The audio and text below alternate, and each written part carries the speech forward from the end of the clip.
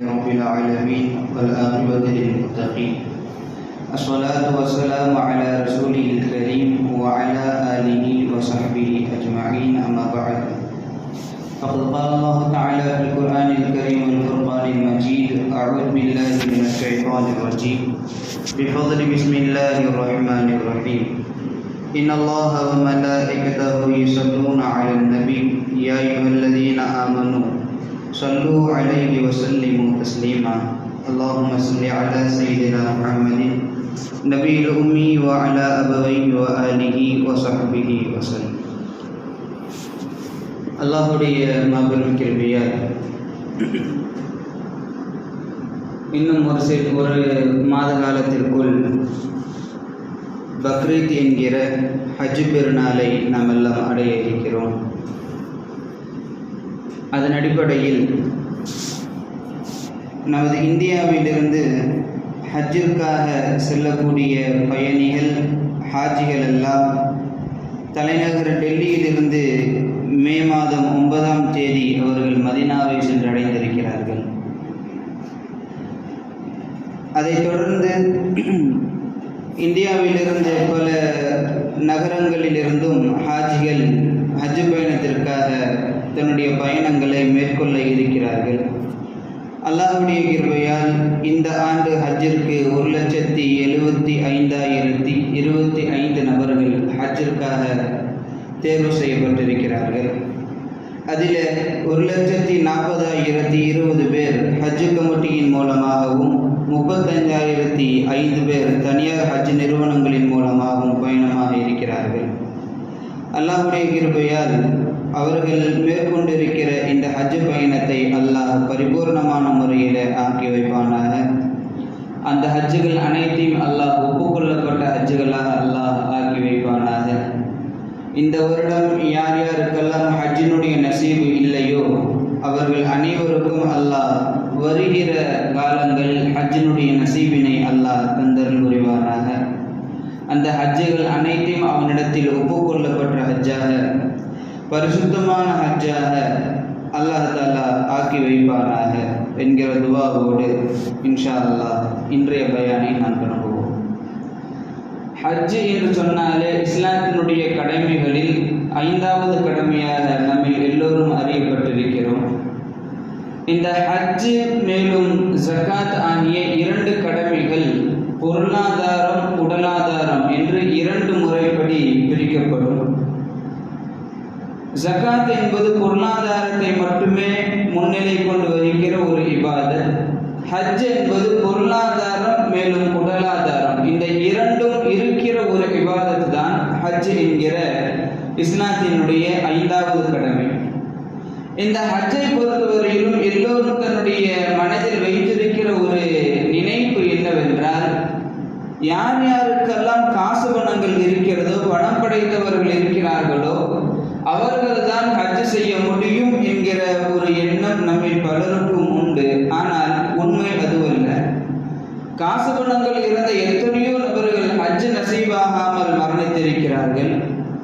காசு பணங்கள் இல்லாத எத்தனையோ ஏழை எளியவர்கள் வறியவர்கள் தன்னுடைய வாழ்க்கையில ஹஜ்ஜை நிறைவு செய்துவிட்டு அவர்கள் மரணத்தை சந்தித்திருக்கிறார்கள். அதன் வரலாறுகள் சொல்லுமே, இந்தியாவை ஆண்ட சுமார் 700 ஆண்டுகள் ஆண்ட முகலாய மன்னர்களில் ஏராளமான மன்னர்களுக்கு ஹஜ்ஜினுடைய நசீபு கிடைக்கவில்லை. அவர்களிடத்தில் இல்லாத பொருளாதாரமா, அவர்களிடத்தில் இல்லாத காசு பணமா? இல்லையே. ஆனால் ஹஜ் எதை கொண்டு அல்லாஹ் நசீபாக்குகிறான் என்றால், ஒவ்வொரு நபர்களுடைய மனதினுடைய எண்ண ஓட்டங்களை அல்லாஹ் தஆலா பார்க்கிறான். அதன் மூலமாக ஹஜ்ஜை அவர் நசீபாக்குகிறான். ஏழை எளியோர்களுக்கு ஹஜ் நசீபாகுவதனுடைய தலையாய ஒரு நோக்கமே அவர்களுடைய எண்ணம் தான், யா அல்லாஹ் என்னுடைய வாழ்க்கையில் நான் ஹஜ்ஜை ஒரு முறையாவது நிறைவு செய்ய வேண்டும். உன்னுடைய இல்லமாகிய இந்த கஅபாவை யா அல்லாஹ் ஒரு முறையாவது நான் தரிசித்தே தீர வேண்டும். மதீனாவிலே பெருமானாரை சென்று ஜியாரத் செய்ய வேண்டும். மகாமை இப்ராஹிமிலே நான் நின்று தொழ வேண்டும். ஹதீமிற்குள் யா அல்லாஹ் நான் நின்று தொழ வேண்டும். அந்த கஅபாவினுடைய திரையை பிடித்து யா அல்லாஹ் உன்னிடத்திலே மன்றாட வேண்டும். இந்த சம்சம் கிணறுக்கு அருகில் இருந்து நான் தண்ணீரை பருக வேண்டும். இப்படி ஹஜ்ஜில் இருக்கிற என்னென்ன கடமைகள் எல்லாம்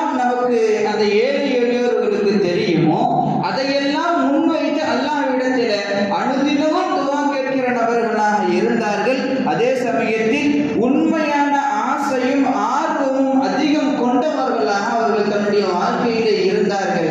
எனவே தான் வாழ்வதற்கு உண்பதற்கு உணவில்லாமல் இருந்த ஏழைகள் கூட ஹஜ்ஜை அவர்கள் தன்னுடைய வாழ்க்கையிலே நசீபாக பெற்றிருக்கிறார்கள் என்கிற செய்திகளை நாம் பார்த்து வருகிறோம். இப்பொழுதெல்லாம் ஹஜ் மிகவும் எளிமையான முறையிலே ஆகிவிட்டது. ஃப்ளைட் ஏறணும், ஏரோப்ளேன்ல ஏறணும் அப்படின்னா அவன் கொஞ்ச நேரத்தில் போய் அதனுடைய எல்லையை நம்மை அடைய செய்கிறார். அங்கே இறங்குகிறோம், ஜித்தாவிலே இறங்குகிறோம். அப்படியே நம் ஹஜ்ஜினுடைய அடுத்த செயல்பாடுகளில் ஈடுபடுகிறோம். ஆனால் ஒரு காலம் இருந்தது, ஹஜ்ஜிற்கு அவர்கள் பயணிப்பார்கள், ஆரம்பத்தை தன்னுடைய பயணத்தினுடைய ஆரம்பத்தை வைப்பார்கள். மக்காவை சென்று அடைகிற பொழுது அவர்களுடைய நிலையை சொல்லுவார்கள். ஒரு நபர் சொல்லி இருக்கிறார், தஃசீர் ஜலாலைனிலே பதிவு செய்யப்பட்டிருக்கிறது, நாங்கள் எங்கள் வீட்டில் இருந்து வெளியே ஹஜ்ஜிற்காக கிளம்புகிற சமயத்தில் எங்களுடைய தாடிகள் எல்லாம் கருநிறத்தில் இருந்தது. நாங்கள் மக்காவினுடைய ஊருக்குள் என்றைக்கு நாங்கள் கால் வைத்தோமோ அன்று எங்களுடைய தாடிகள் நிறைந்து போய்விட்டது என்று அவர் சொல்கிறார். என்றால் அத்துணை ஆண்டுகள் ஹஜ்ஜினுடைய பயணத்தை அவர்கள் மேற்கொண்டிருக்கிறார்கள்.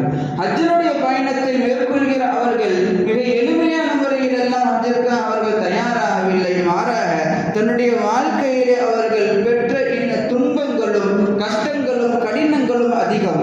அப்படிப்பட்ட நேரத்தில் கூட அவர்கள் ஹஜ் என்பது மட்டுமே தன்னுடைய உயர்ந்த நோக்கமாக கொண்டு அல்லாஹ்வுடைய ஆலயமாகிய அந்த காபாவிற்கு சென்று எப்படியாவது தன்னுடைய சஜிதாவை பதிக்க வேண்டும் என்கிற உயரிய நோக்கத்தில் அவர்கள் எல்லா கஷ்டங்களையும் இஷ்டங்களாக அவர்கள் ஏற்றுக்கொண்டதின் விளைவு அன்றைய காலத்தில் ஹஜ் செய்த எல்லா நபர்களுடைய ஹஜ்ஜுமே ஒப்புக்கொள்ளப்பட்டதாக இருந்தது. சுமார் 1930களில் அரபு நாடுகளில் பெட்ரோல் கண்டுபிடிக்கப்படுவதற்கு முன்னால் அந்த அரபு நாடு அப்பொழுது ஏழை நாடாகத்தான் இருந்தது. எப்பொழுது பெட்ரோல் அந்த கனிம வளம் வெளிப்பட்டதோ, அதை கண்டுபிடித்தார்களோ, அன்றிலிருந்து தான் அரபு உலகம் மிகப்பெரிய வல்லரசு நாடாக பணக்கார நாடாக மாறியது.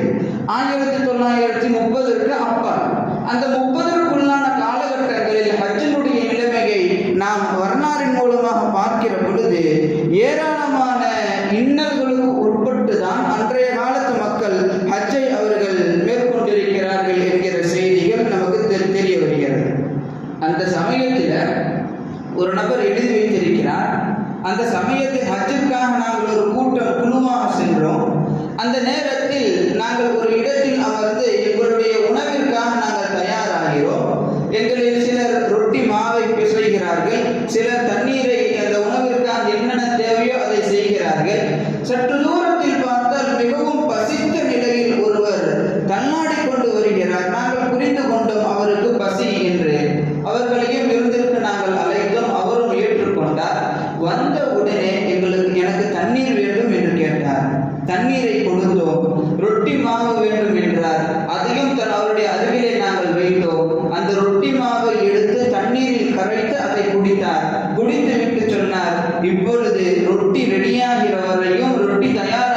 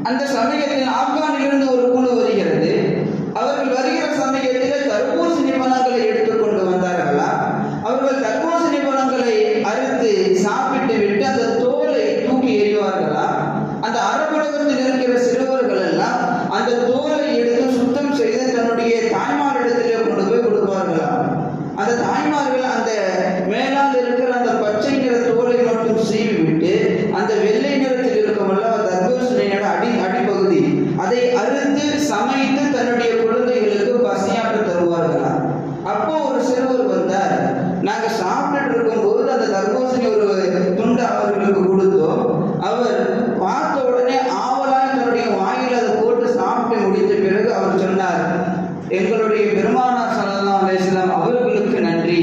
அவர்கள் மட்டும் இல்லை என்றால் இந்த தர்பூசணி இந்த ஒரு பாலைவனத்தில் கிடைத்திருக்காது என்று அவர் சொன்னார். இதையெல்லாம் நாம் பார்க்கிற பொழுது நம் மனதில் என்ன தோன்றுகிறது? தன்னுடைய நாடுதான், தன்னுடைய ஊரில் தான் அந்த காபா ஆலயமும் இருக்கிறது. அங்குதான் ஹஜ்ஜினுடைய கடமைகள் எல்லாம் நிறைவேற்றப்படும் என்கிற சூழல் இருந்த பொழுதும் குடிப்பதற்கு உணவில்லை, உண்பதற்கு தண்ணீர், குடிப்பதற்கு எதுவும் இல்லாத ஒரு சூழலில் அவர்கள் இருந்தார்கள். ஆனால் அவர்களிடத்தில் உயர்ந்ததாக இருந்த ஒரே ஒரு தகுதி என்னவென்றால் ஈமானும் யகீனும், அந்த ஆசையும், ஹஜ் செய்ய வேண்டும் என்கிற ஆசையும். இது மட்டும்தான். இதுவெல்லாம் இருந்த காரணம்தான் அவர்கள் தன்னுடைய ஹஜ்ஜை அல்லாஹ்விடத்திலே ஒப்புக்கொள்ளப்பட்ட ஹஜ்ஜாக ஆக்குவதற்கு காரணமாக அமைந்தது.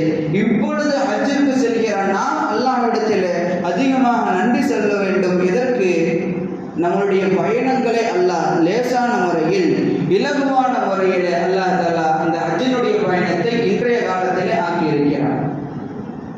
ஆக இந்த ஹஜ் என்று வருகிற பொழுது அதனை பற்றி ஹதீஸ்களில், கிதாபுகளிலே பார்க்கிற பொழுது எல்லா நபிமார்களும் ஹஜ் செய்திருக்கிறார்கள் என்று நாம் கேள்விப்படுவோம். ஆனால் ஓரிரு நபிமார்களுக்கு கூட ஹஜ்ஜினுடைய நசீபு கிடைக்கவில்லை என்று பெருமானார் ரசூலுல்லாஹி ஸல்லல்லாஹு அலைஹி வஸல்லம் அவர்கள் சொல்கிறார்கள். நபி ஹூத் அலைஹிஸ்ஸலாம், சாலிஹ் அலைஹிஸ்ஸலாம் போன்ற நபிமார்களுக்கு ஹஜ்ஜினுடைய நசீபை அல்லாஹ் தரவில்லையா? மற்ற எல்லா நபிமார்களுக்கும் அல்லாஹ் ஹஜ்ஜினுடைய நசீபை தந்திருக்கிறான்.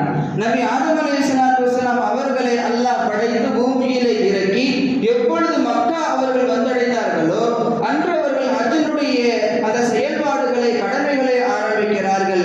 அவர்கள் தொட்டு பெருமானார் வரையிலும் எல்லா நபிமார்களும் ஹஜ் செய்தார்கள். அந்த இரண்டு நபிமார்களை தவிர ஆதம் அலைஹிஸ்ஸலாம் அவங்க ஹஜ் செய்கிற சமயத்தில் மலக்குமார்களை சந்தித்தார்கள்.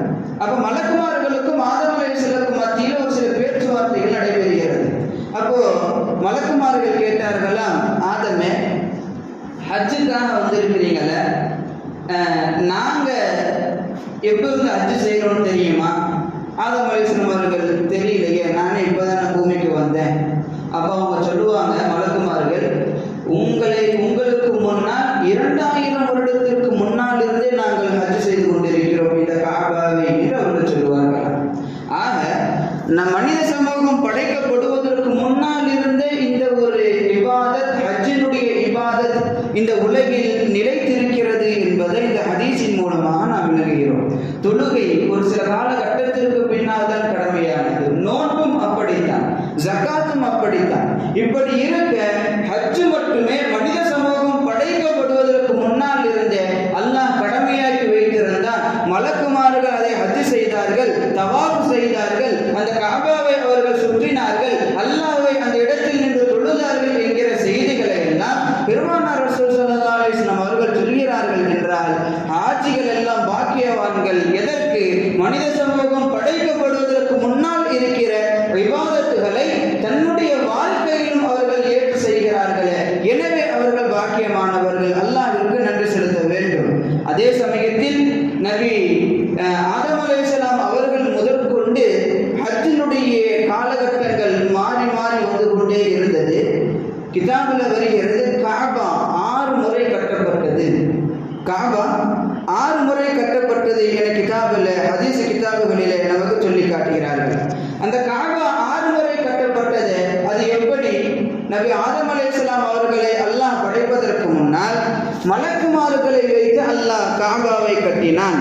அந்த மலக்குமார்கள் காபாவை கட்டினார்கள். அதற்கு பின் அவர்கள் தவாஃப் செய்தார்கள். அதற்கு பின்னால் ஆதம் அலைஹிஸ்ஸலாம் அவர்கள் இறங்கினார்கள். அவர்கள் சில காலகட்டத்திற்கு ஏற்ப அந்த காபாவை வடிவமைத்தார்கள். அடுத்து அவர்கள் தவாஃப் செய்தார்கள். அதை தொடர்ந்து நபி இப்ராஹிம் அலைஹிஸ்ஸலாம், நபி நூஹ் அலைஹிஸ்ஸலாம் அவருடைய காலகட்டத்தில் வெள்ளம் பெருக்கான் காபா இடிக்கப்பட்டது. அந்த நேரத்தில் வெள்ளங்கள் எல்லாம் கரைந்து போய் வடிந்து போன பிறகு அந்த காபா இருந்த இடம் அப்படியே செந்நிற மண்ணால் ஒரு மலை குன்று போல இருந்தது. அதை சில நபிமார்கள் தவாஃப் செய்தார்கள். அதற்கு பிறகு மூன்றாவதாக நபி இப்ராஹிம் இஸ்மாயில் அலைஹிஸ்ஸலாம் அவர்கள் அந்த காபாவை புனர் நிர்மாணம் செய்கிறார்கள். புதிதாக அவர்கள் கட்டமைக்கிறார்கள். ஸல்லல்லாஹு அலைஹி வஸல்லம் அவர்களுடைய இளமை பருவத்தில் தான் 4வது முறையாக காபா கட்டப்பட்டது. அது மிகப்பெரிய நீண்ட ஒரு வரலாறு. சுருக்கமாக தேவையான செய்தியை மட்டும் இங்கு நான் சொல்லுவேன். அந்த காபா மக்கள் அதிகமாகி விட்டார்கள். நபி இப்ராஹிம் அலைஹிஸ்ஸலாமுடைய காலகட்டத்தில் கட்டப்பட்ட காபா கொஞ்சம் சேதமடைந்தது. இஸ்மாயில் அலைஹிஸ்ஸலாம் அவர்கள் கட்டுகிற பொழுது அந்த காபாவினுடைய முகடு மேலே மூடாமல் இருந்தது. அந்த நேரத்திலே உள்ளே வைக்கப்பட்டிருந்த மிக பொக்கிஷமாக கருதக்கூடிய சில பொருட்கள் களவாடப்பட்டது. அந்த சமயத்தில் தான் அரபிகள் குறைஷிகள் ஒரு முடிவெடுக்கிறார்கள், காபாவை நாம் நல்ல முறையில் கட்ட வேண்டும், அந்த மேலிருக்கிற முகடுகளை எல்லாம் மூட வேண்டும், உள்ளிருக்கிற பொருட்கள் பாதுகாக்கப்பட வேண்டும், எனவே காபாவை நாம் மீண்டும் புதுப்பிக்க வேண்டும் என அவர்கள் முடிவு செய்து அவர்கள் ஒரு தலைவர் நியமனம் செய்து அவர் தலைவர் வந்து பேசுறாரு. என்ன பேசுறாருன்னா, காபா கட்டுறதா நம்ம முடிவெடுத்திருக்கிறோம். இந்த காபாவை கட்டுவதற்கு நம்மில் எல்லோரும் தன்னுடைய பொருட்களை அவர்கள் கொண்டு வந்து சேர்க்க வேண்டும். அதே சமயத்தில் ஹலாலான முறையில் சம்பாதிக்கப்பட்ட காசு பணங்கள் மட்டும்தான் இதில் செலவிடப்பட வேண்டும். ஜினாவின் மூலமாகவோ விபச்சாரத்தின் மூலமாகவோ திருடிய காசோ வட்டி பணமோ இதுவெல்லாம் இந்த காபா கட்டுவதற்கு பயன்படுத்தக்கூடாது. சம்பாத்தியம் ஹலாலான முறையில் சம்பாதிக்கப்பட்ட காசுகளை மட்டுமே இந்த காபாவிற்கு கொண்டு வந்து சேர்க்க வேண்டும் என அவர்கள் பேசி எல்லோரும் ஒரு முடிவெடுத்து கட்டுகிறார்கள். கட்டி முடித்து ஹஜருல் அஸ்வத், அந்த கருப்பு கல் இருக்கு இல்லையா, அதை தொட்டா எல்லா பாவமும் அந்த கல் புரிஞ்சு கொள்ளும் என்று பெருமானார் சொல்கிறார்கள். அந்த ஹஜருல் அஸ்வதை அந்த காபாவிலே பதிக்கிற சமயத்தில் ஒரு சர்ச்சை ஏற்படுகிறது. அந்த சர்ச்சை என்னன்னா, கியாமத்து நாள் வரையிலும் வரலாறு பேசும், காபாவை இந்த குடும்பம் பதித்தது, இந்த தலைவர் பதித்தார் என்று. அதற்கு எத்துணை பேர் போட்டி போடுவார்கள். அந்த சமயத்தில் சர்ச்சை சண்டையை போல மாறிய பொழுது அதில் ஒருவர் சொன்னார், நாளை ஃபஜ்ர் தொழுகை முதலாக யார் காபாவிற்கு யார் வருகிறாரோ அவர்தான் இந்த கல்லை எடுத்து அந்த காபாவிலே பதிக்க வேண்டும். அந்த நேரத்தில் மறுநாள் காலை யார் வர்றாங்க? நம்ம ரசூல் ஸல்லல்லாஹு அலைஹி வஸல்லம் அவர்கள் தான் வாலிபராக இருக்கிறார்கள். அவர்கள் வருகிறார்கள். வந்து அந்த காபாவில் அந்த கல்லை பதிக்கிற ஒரு பொறுப்பை பெருமானாருக்கு கொடுக்கப்படுகிறது. இங்கே நம்ம யோசிக்க வேண்டிய ஒரு செய்தி என்னன்னா, வரலாறு பேசுகிற ஒரு பக்கம் இந்த காபாவை பதிக்கிற அந்த செய்தி, இந்த பகுதி இதை பதிக்கணும். நாளை காலையில் முதல்ல யார் வராங்களோ அவங்க தான் பதிக்கணும்னு சொல்லிட்டு நைட்டு எல்லாம் வீட்டுக்கு போயாச்சு. யாராச்சும் தூங்கியிருப்பாங்களா? யோசிச்சு பாருங்க. இந்த காபாவை பதிக்கணும், உலகம் இருக்கிற வரையிலும் பேசப்படுவார். விளம்பர விரும்பிகள் கூட அவர்கள். அப்படி இருக்கிற சமயத்தில் இரவு யாராவது தூங்கி இருப்பார்களா? யாருமே தூங்கலை. அப்படி இருந்த நேரத்திலும் கூட பெருமானாரை அல்லாஹ் தஆலா முதல் நபராக உள்ளே அனுப்புகிறான் என்று சொன்னால் பெருமானாரினுடைய அகமையத்தை நாம் விளங்கிக் கொள்ள வேண்டும். அல்ஹம்துலில்லாஹ். அப்போ பெருமானார் ஸல்லல்லாஹு அலைஹி வஸல்லம் வர்றாங்க. வந்த உடனே எல்லோருக்கும் சந்தோஷம் பெருமானாரை பார்த்து. இதே மற்ற நபர்கள் வந்திருந்தால் கொஞ்சம் சண்டைகள் எழுந்திருக்க கூடும். ஆனால் பெருமானாரை பார்த்த உடனே எல்லோருக்கும் மகிழ்ச்சி. காரணம் என்னன்னா, ரசூல் ஸல்லல்லாஹு அலைஹி வஸல்லம் அவர்களுக்கு காஃபிர்கள் கொடுத்த பெயரே சாதிக் அமீன், உண்மையாளர், நம்பிக்கையாளர். அப்போ ரசூலுல்லாஹ் முன்னாடி வந்த உடனே எல்லோருக்கும் சந்தோஷம். அப்பாடா, நமக்கு கிடைக்கலினாலும் அவனுக்கு கிடைக்காம போச்சே, அது வரைக்கும் சந்தோஷம். இந்த ஒரு நிலையில் கூட சில பேர் இருந்தார்கள். அப்போ ரசூலுல்லாஹ் என்ன செஞ்சாங்க, தன் மேலே இருக்கிற அந்த துண்டை தூக்கி போர்வையை தூக்கி கீழே விரித்து அதில் ஹஜருல் அஸ்வதை வைத்து எல்லா கோத்திரத்தார்களுடைய குடும்பத்தாருடைய தலைவரையும் பெருமானார் அழைத்து எல்லோரும் இந்த துண்டை பிடியுங்கள் என பெருமானார் சொல்லி எல்லா தலைவர்களும் அந்த துண்டை பிடிக்க எடுத்துக்கொண்டு அந்த ஹஜருல் அஸ்வத் பதிந்திருக்கிற அந்த இடத்திற்கு பெருமானார் கொண்டு சென்று அங்கிருந்து எடுத்து பெருமானார் பதிய வைக்கிறார்கள். இது 4வது முறையாக காபா கட்டப்பட்ட வரலாறினுடைய சுருக்கம். ஆக கண்மணி நாயகம் ரசூலுல்லாஹ்வுடைய காலத்திலே காபா கட்டப்பட்டது. 5வதாக யஸீதினுடைய ஆட்சி காலத்தில் காபா மீண்டும் புதுப்பிக்கப்பட்டது. 6வதாக யஸீதுடைய மகன் அவருடைய காலத்தில் ஹஜ்ஜாஜ் இப்னு யூசுஃபுடைய காலத்தில் மீண்டும் காபா புதுப்பிக்கப்பட்டது. அந்த 6வது காலத்திற்கு பின்னால் அந்த ஹத்தீமை அந்த ஹத்தீம்னு தெரியும் இல்லையா, அந்த காபாவுக்கு முன்னால் இப்படி ஒரு வளைவாக ஒரு சின்ன மதில் மாதிரி இருக்கும், அதுக்கு பேர் ஹத்தீம். அதுவும் காபாவுக்கு உட்பட்ட பகுதி தான். பெருமானார் ரசூலுல்லாஹி ஸல்லல்லாஹு அலைஹி வஸல்லம் அவர்கள் சொல்லுவார்கள், யார் இந்த ஹத்தீமில் நின்று தொழுதார்களோ அவர்கள் காபாவிற்குள் உள் நின்று தொழுதவரை போல.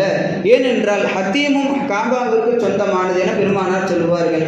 அந்த ஹத்தீமை அவர்கள் சேர்க்காமல் கட்டி வைப்பார்கள். காசு பணத்தினுடைய பற்றாக்குறை கடைசி காலம் வரையிலும், ஹஜ்ஜாஜ் இப்னு யூசுஃபுடைய காலம் வரையிலும் அந்த ஹத்தீமிற்கு வெளியே வைத்துதான் காபா அமைந்திருக்கும்.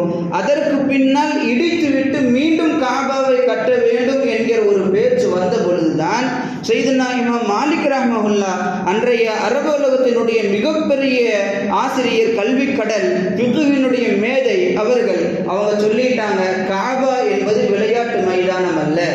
இந்த காபா என்பது விளையாட்டு மைதானம் அல்ல. வருபவர் போவோர் எல்லாம் இடித்து விட்டு தங்களுக்கு ஏற்றார் போல அந்த காபாவை அமைத்துக் கொள்ளலாம் என்கிற ஒரு கட்டிடம் அல்ல இந்த காபா, அல்லாஹ்வினுடைய பள்ளி. இதற்கு மேல் யாரும் இந்த காபாவில் கை வைக்க கூடாது, இப்படியே விட்டு விடுங்கள் என்று அவர்கள் சொன்ன அந்த பத்வாவின் அடிப்படையில் தான் காபா வெறுமனே 6 முறை கட்டப்பட்டு அன்றைய காலம் தொட்டு கியாம நாள் வரையிலும் ஹத்தீம் வெளியே வைத்தபடியே காபா நிலைத்திருக்கும் என்பதை நாம் விளங்கிக் கொள்கிறோம். இன்னொன்று, நம்மள ஹாஜிகளும் உம்ரா செய்பவர்களும் அல்லாஹ்விற்கு நன்றி செலுத்த வேண்டிய கடமைகளில் ஒரு காரணம் என்னன்னா, ஹத்தீம் உள்ளே போகாமல் இருந்தது. ஒருவேளை ஹத்தீம் உள்ளே போய் இருந்துச்சுன்னா எல்லாராலும் காபாக்குள்ளே போய் தொழ முடியுமா? அந்த மக்கா காபாவுடைய அந்த ஹரம் ஷரீஃபில் நின்று தொழுவதை விட மற்ற பள்ளிகளில் தொழுவது என்பது சிறப்பு குறைவு தான். ஹரமில் நின்று தொழுவதுதான் ஆக உயர்ந்த சிறப்பு. அப்பேற்பட்ட ஹரமில் நின்று தொழுவதை விட காபாவிற்குள் நின்று தொழுவது மிகப்பெரிய பாக்கியம். அந்த பாக்கியம் கிடைத்திருக்க வேண்டும், கிடைத்திருக்காமல் போயிருக்கும். எப்பொழுது அந்த ஹத்தீம் அந்த காபாவோடு சேர்த்து இணைக்கப்பட்டு கட்டப்பட்டிருந்தார். இமாம் மாலிக் ரஹ்மத்துல்லாஹ், அதான் இந்த காலத்தில் பல பேர் சொல்றாங்க இல்லையா, மதுகபுங்கிறீங்க, மதுகபுடைய இமாம்கள் எதை சாதித்தார்கள் கேட்கிறார்கள் இல்லையா, அவர்களுக்கு இதுவெல்லாம் ஒரு ஆதாரம். அவர்கள் சாதித்தது என்னவென்றால், ஹஜ்ஜிற்கு செல்கிற அந்த மக்காவிற்கு செல்கிற எல்லா நபர்களும் காபாவிற்குள் சென்று தொழுத ஒரு நன்மையை பெறுவதற்கு காரணமாக இருந்தவர்கள் மதுஹபினுடைய இமாம்கள். அப்பேற்பட்ட சாதனைக்குரியவர்கள். எனவே அல்லாஹ்விற்கு நன்றி செலுத்துவதற்கு ஹாஜிகளும் உமரா செய்பவர்களும் கடமைப்பட்டிருக்கிறார்கள். ஆக காபாவினுடைய வரலாறுகள் இப்படியெல்லாம் இருக்க, காபா அந்த இறை ஆலயம் எப்படி ஒருவருக்கு நசீபாகிறது? காசு பணத்தாலா? இல்லை. உயர்ந்த குடும்பத்தாலா? இல்லை. மன்னர் வம்சம் என்பதினாலா? இல்லை. எப்படி அந்த ஹஜ் நமக்கு நசீபாகிறது? மிகப்பெரிய யகீனுடைய ஆர்வத்தை கொண்ட ஆசையுடன். தன்னுடைய வாழ்க்கையில சோத்துக்கு வழி இல்லை, ஆனால் நான் ஹஜ் செய்யணும், காபாவில் போய் தொழுகணும், ரசூலுல்லாஹ்வை ஜியாரத்தை செய்யணும், மகாம இப்ராஹிமில் நிற்கணும், ஹஜருல் அஸ்வதை தொடணும், முத்தமிடணும் என்கிற உயர்ந்த எண்ணமும் ஆசையும் எவருக்கு இருக்கிறதோ அவருக்கு அல்லாஹ் தஆலா ஹஜ்ஜை நசீபாக்கி தருகிறான். இது இஸ்லாம் கண்ட மிகப்பெரிய வரலாற்று செய்திகள். பாகிஸ்தானில் ஒருவர் மிகப்பெரிய ஆன்மீக சொற்பொழிவாற்றுபவர் தன்னுடைய வாழ்க்கையில் நடந்த நிதர்சன அனுபவத்தை அவர் பகிர்ந்து கொள்கிறார். அப்பொழுது அவர் சொல்லுவார், ஹஜ் என்பது நீங்கள் ஆசைப்படுங்கள், ஆசைப்படுவதன் மூலமாகத்தான் ஹஜ் உங்களுக்கு நசீபாகும். நான் கண்ட ஒரு காட்சியை உங்களுக்கு சொல்கிறேன் என்று அவர் சொன்னார். சொன்ன செய்தி, பாகிஸ்தானில் ஒருவர் பால் வியாபாரம் செய்பவர், மாட்டிலிருந்து பால் கறந்து அதை வியாபாரம் செய்பவர். தன்னுடைய அன்றாட நாள் அந்த பால் கறந்து வியாபாரம் செய்தால்தான் தானும் தன்னுடைய குடும்பமும் பசியாற முடியும். வறுமையினுடைய கோட்டிற்கு கீழ் இருப்பவர். ஆனால் அவருடைய ஆசை என்னன்னா, எப்படியாவது நான் ஹஜ் செய்ய வேண்டும். ஒவ்வொரு நாளும் ஒவ்வொரு வீட்டு கதவை தட்டி பால் கொடுக்கிற பொழுதும் அவர் சொல்லுவார், நான் ஹஜ்ஜுக்கு போகணும், துவா செய்யுங்க, நான் ஹஜ்ஜுக்கு போகணும், துவா செய்யுங்க. தினமும் இந்த வார்த்தையை சொல்லிக்கொண்டே இருப்பார். அப்போ அந்த நபர் பைத்தியக்காரர்கள்லாம் கிடையாது, ஆனால் பார்க்கறதுக்கு பைத்தியக்காரன் மாதிரியே தெரியும் அந்த மாதிரி பேசும் பொழுது, ஆனால் பைத்தியக்காரர்கள்லாம் கிடையாது. அப்போ அவர் சொல்கிறார், ஒருவர் பால் வாங்க வரும்போது ஹஜ்ஜுக்கு போகணுங்கிறீங்களே, பாஸ்போர்ட் இருக்குதா? இல்லையே. சரி, டிக்கெட்டுக்கு காசு இருக்குதா? இல்லையே. எதுவுமே இல்லாமல் ஹஜ்ஜுக்கு போகணுன்னா எப்படி போக முடியும்? அட போப்பா, எனக்கு அல்லாஹ் மேலே ஈமான் இருக்குது, நான் ஹஜ்ஜுக்கு போவேன். சரி, ஒருத்தர் ஹஜ்ஜுக்கு என தயாரான ஒருவர் துவா செய்வதற்காக இடத்துல சொல்கிறார், இந்த வருஷம் நான் ஹஜ்ஜுக்கு போகிற துவா செய்யுங்க. அப்போ அந்த நபர் கேட்பார், ஹஜ்ஜுக்கு போகிறீங்களா? ஹஜ்ஜுக்கு போகிறதா இருந்தால் என்னென்ன எங்கெங்கே போவீங்க, எப்படி நீங்கள் மக்காவுக்கு போய் அடைவீங்க? அப்போ அவர் சொல்கிறாரு, பாகிஸ்தான்லேருந்து லாகூர் ட்ரெயின் ஏறி துறைமுகத்துக்கு நான் போவேன். அந்த துறைமுகத்திலிருந்து என்னை கப்பல் வழியாக ஜித்தாவிற்கு அழைத்து செல்வார்கள். அங்கிருந்து நான் மக்காவுக்கு போயிடுவேன். அப்படியா? சரி. எல்லாம் காதில் வாங்கிக்கிட்டாரு அந்த மனிதர், பால்காரர். திடீர்னு ஒரு நாள் லாகூர் ரயில்வே ஸ்டேஷனில் வந்து நிற்கிறாரு. கையில் காசு இல்லை, ட்ரெயின் டிக்கெட்டுக்கு கூட காசு இல்லை. ட்ரெயின் டிக்கெட்டு கூட எடுக்காமல் வித்தவுட்டில் தான் போய் ஏறுறாரு அந்த மனிதர். ஏறி அமர்ந்து கொண்டார். அந்த டிக்கெட்டு செக் பண்ணுறவங்க வருவாங்க இல்லையா, அவர் வந்து என்ன உங்கள்கிட்ட டிக்கெட் இருக்குதான்னு கேட்டால் இவருடைய வாயிலிருந்து வர பதில், நான் ஹஜ்ஜுக்கு போகணும். அப்போ அவர் விளங்கி கொண்டார் அவருடைய மனநிலையை. அப்படியா? சரி, டிக்கெட் இல்லாமல் இந்த ட்ரெயினில் பயணம் செய்ய முடியாது, வேணா எந்திரிச்சு வாங்க, என்னுடைய ரூமில் என்னுடைய அறையில் நீங்கள் உட்காந்துக்குங்க, அந்த துறைமுகம் வருகிற பொழுது நான் சொல்கிறேன், நீங்கள் இறங்கிக்குங்க. அழைத்து கொண்டு சென்றார், தன்னோடு அமர வைத்தார். துறைமுகம் வந்தது, இறக்கிவிட்டார். துறைமுகத்துக்கு போனால் பாஸ்போர்ட்டு இல்லாமல் யாரையும் கப்பலுக்குள்ளே அலோவ் பண்ணலை. அப்போ ஒரு கொஞ்ச நேரம் அங்கேயும் பார்த்துக்கிட்டே இருக்கிறாரு. இங்கே பாஸ்போர்ட் செக் பண்ணுறாங்க, அங்கே பார்த்தா பொருட்கள் சரக்குகள் எல்லாம் கப்பலில் ஏற்றுக்கொண்டிருக்கிறார்கள். நாம் என்ன செய்வது? அந்த கப்பலில் சரக்கு ஏற்றுறவங்கள பார்த்துக்கிட்டே இருக்கிறாங்க. எல்லாத்தையும் பாஸ்போர்ட் செக் பண்ணுறாங்க, ஆனால் அந்த கப்பலில் சரக்கு ஏற்றுறவங்கள மட்டும் செக் பண்ணலை. அப்போ அவர் யோசிக்கிறார், நம்ம போகிறதா இருந்தால் இந்த வழியாக தான் போக முடியும். அப்போ என்ன செய்யணும் அப்படின்னா, அந்த ஒர்க்கர் சொல்லி ட்ரெஸ் வேணும். அப்போ நேராக போய் வயதான ஒரு மனிதர் பணியாளர் இருக்கிறார், அவர்கிட்ட போய் நீங்கள் கொஞ்ச நேரம் ஓய்வெடுங்க, உங்களுடைய இந்த பணி உடையை எனக்கு தாருங்கள், நான் போட்டுக்கிறேன், உங்களுக்காக ஓரிரு முறை நான் கொஞ்ச நேரம் அந்த பொருட்களை நான் ஏற்றுகிறேன். அப்படியா? சந்தோஷம், அல்ஹம்துலில்லாஹ், நீ நல்லா இருப்ப அப்படின்னு அவரும் கழட்டி கொடுக்குறார். வயசான மனிதர் கழட்டி கொடுத்தார், அதை மாட்டிக்கொண்டார். அதே போல் ஓரிரு முறை சில முறை அந்த பொருட்களை எடுத்துக்கொண்டு உள்ளே போய் நானும் வேலைக்காரன் தான் சொல்லி அங்கே இருக்கிற ஆட்கள்கிட்ட முகத்தை காமிச்சிட்டு வந்துட்டார். கடைசியாக எடுத்துகிட்டு போய் உள்ளே வச்சவர் பொருளோட வச்சுட்டு பொருளோடையே உட்காந்துக்கிட்டார், வெளியே வரல. அப்போ வெளியே போகிற கடைசி மனிதர்கிட்ட தன்னுடைய அந்த சட்டையை கழட்டி இந்த பெரியவரிடத்துல கொடுத்துருங்கன்னு சொல்லி கொடுத்து விட்டுட்டார். அவரும் கொண்டு வந்து கொடுத்தாச்சு. அப்படியே பொருள் இருக்கிற அறையிலிருந்து கொஞ்சம் கொஞ்சமாக உள்ளே போயிட்டா பாஸ்போர்ட்லாம் யாரும் செக் பண்ண மாட்டாங்கல்ல, உள்ளே போயாச்சு. கொஞ்சம் கொஞ்சமாக அப்படியே பயணிகள் இருக்கிற இடத்திற்கு அவர் சென்று விடுகிறார். அங்கே போய் ஒரு இடம் இருக்குது, உட்கார்றாரு. பக்கத்தில் இருக்கிறவர்கிட்ட பேசிக்கிட்டே இருக்கிறாரு. அப்படியே ரொம்ப நட்பான முறையில் ரொம்ப நெருங்கி பழகிவிட்டார். இவருக்கு ஜித்தா துறைமுகம் எதுன்னு தெரியாது. அந்த நண்பரிடத்திலே சொல்கிறார், ஜித்தா துறைமுகம் வந்தால் எனக்கு நீங்கள் கொஞ்சம் சொல்லுங்களேன் அப்படிங்கிறாரு. சரிங்க. அவரும் நைட்டு நேரம் அப்படியே கொஞ்சம் தூங்குறாரு. கரெக்டாக நள்ளிரவு ஜித்தா துறைமுகம் வந்தது. எழுப்புகிறார், நண்பரே எந்திரிங்க, இதுதான் ஜித்தா துறைமுகம். சொன்னதுதான் தாவரம். ஓடி போய் அப்படியே கடலிலே குதிக்கிறார். கடலில் குதிச்சு தத்தளித்து அப்படியே நீச்சல் அடித்து போய் கரையை ஒதுங்கியாச்சு. கரையை ஒதுங்கி அங்கே கொஞ்ச நேரம் மயக்கமான நிலையில் படுத்திருக்கிறாரு. கொஞ்ச நேரம் கழித்து மயக்கம் தெளிகிறது. எந்திரிச்சு பார்த்தா அங்கே இருக்கிறவங்களெல்லாம் ஏதோ ஒன்று செக் பண்ணி மீண்டும் மக்காவினுடைய எல்லைக்குள்ளே அனுப்புகிறார்கள். அந்த ஒரு ரிசிப்ட் அவர்கிட்ட இல்லை. என்ன பண்ணுறது? அங்கேயும் இங்கேயும் பார்க்குறாரு. ஒரு சின்ன ஒரு மதில் செவுறு ஒன்று இருக்குது. அந்த பக்கம் ஒரு சத்தம். என்னடா ஒரு சத்தமாக இருக்குன்னு சொல்லி லேசாக போய் எட்டி பார்க்குறாரு. அங்கே ஒரு அம்மா தன்னுடைய கை குழந்தைகளை வைத்து கொண்டு மாட்டில் பால் கறக்கிற முயற்சி செய்கிறாங்க. ஆனால் அந்த மாட்டிலிருந்து பால் கறக்குவதற்கு முடியல. அந்த மாடு ரொம்ப அடம் பிடிக்குது. அப்போ அவர் இங்கிருந்து கையை காட்டி சப்தம் விட்டு, ஏம்மா நான் வேணா பால் கறந்து தரவா என்று கேட்கிறார்.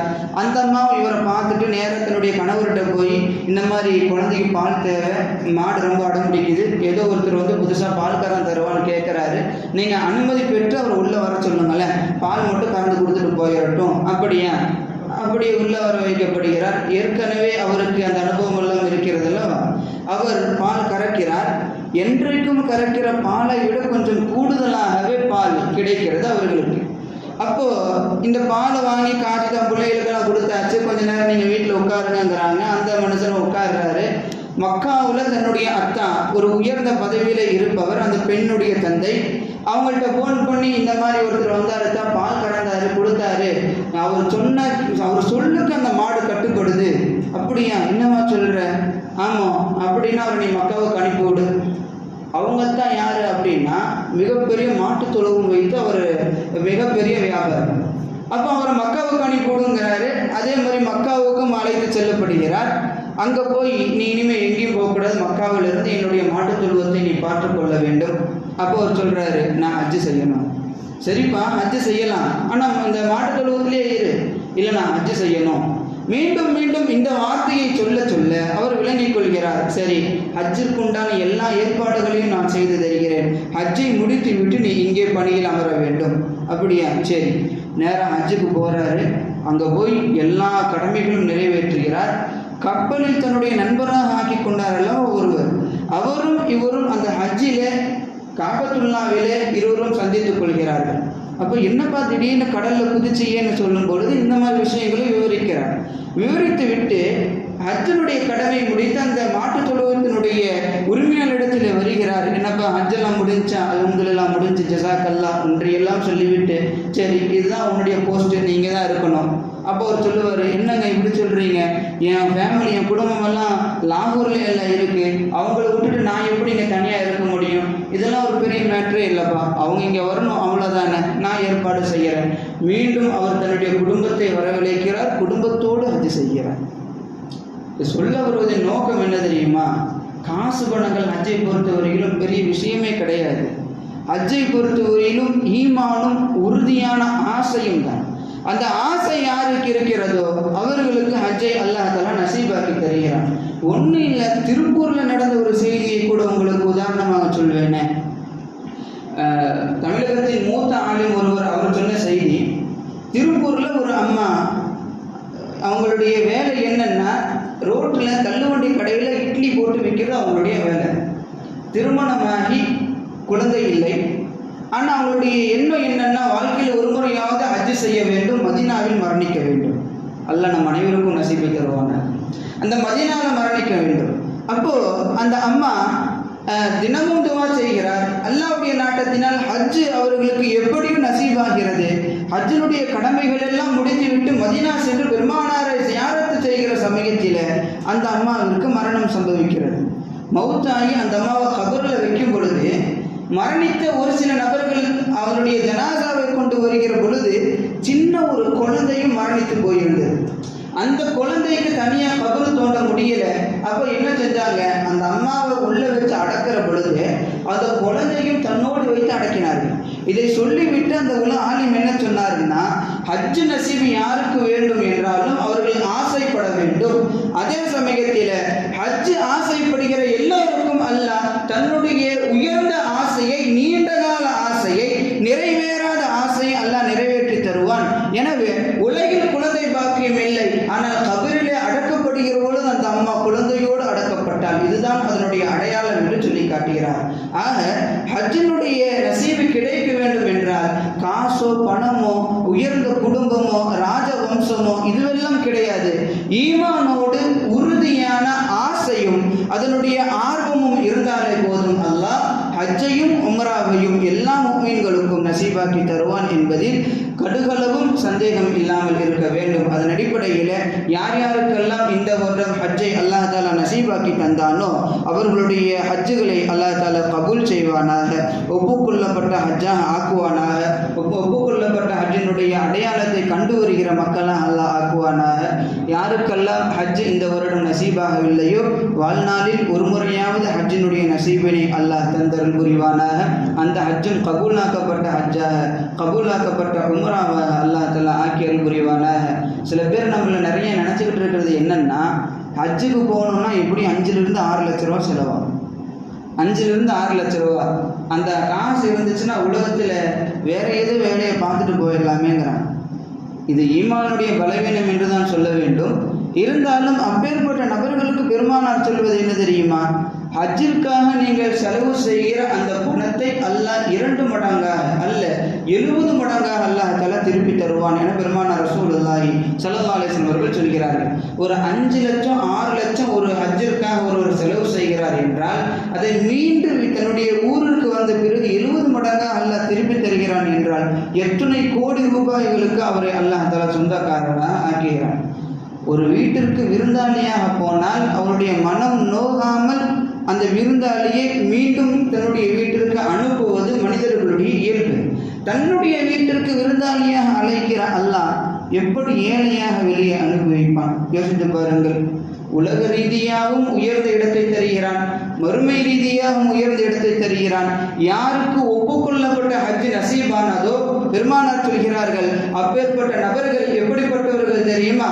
அன்றைய நாள் தன்னுடைய தாய் ஈன்றெடுத்ததை போல அந்த குழந்தை எப்படி ஒரு அழுக்குமே ஒரு பாவமுமே இல்லாமல் இருக்குமோ அதுபோல் எந்த பாவமும் இல்லாமல் தன்னுடைய தாயகம் திரும்புவார் என பெருமானார் ரசூலுல்லாஹி ஸல்லல்லாஹு அலைஹி வஸல்லம் அவர்கள் சொல்லி காட்டுகிறார்கள். அதன் அடிப்படையில் அப்பேற்பட்ட ஹஜ்ஜை வல்லோன் அல்லாஹ் நம் அனைவருக்கும் நசீபாக்கி தருவானாக. நமது குடும்பத்தார்களோடு, மனைவி மக்களோடு, தாய் தந்தையர்களோடு அந்த ஹஜ்ஜை செய்யக்கூடிய நல்ல நசீபினை அல்லாஹ் நம் அனைவருக்கும் தருவானாக, நம்ம சந்ததிகளுக்கு தருவானாக. குறிப்பாக நமது உடலிலிருந்து உயிர் பெறுகிற பொழுது லா இலாஹா இல்லல்லாஹ் முஹம்மது ரசூலுல்லாஹ் என்ற திருக்கலிமாவை நபி வாயிலாக நமது வாயில் அல்லாஹ் வெளியாக்குவானாக. ஆமீன். வ ஆகிரு தஅவானா அல்ஹம்துலில்லாஹ். அஸ்ஸலாமு அலைக்கும் வரஹ்மத்துல்லாஹி வபரகாத்துஹு. சுன்னத்துல்லாஹி